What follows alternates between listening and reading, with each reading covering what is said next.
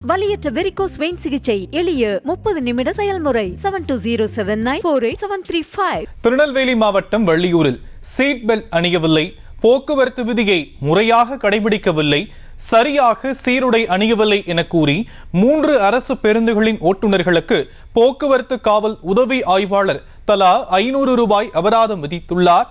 விவரங்களை எம்முடைய செய்தியாளர் ராஜாவிடம் கேட்கலாம். ராஜா, மேலும் விவரங்கள். வணக்கம் ஷாம்.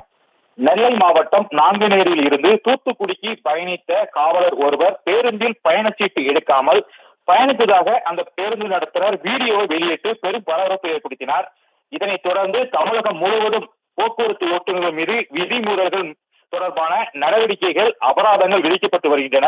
இந்நிலையில் இன்று வள்ளியூரில் போக்குவரத்து உதவி ஆய்வாளர் திருநெல்வேலியில் இருந்து நாகர்கோவில் நோக்கி சென்ற 3 அரசு பேருந்துகளை நிறுத்தி சோதனை செய்தார்.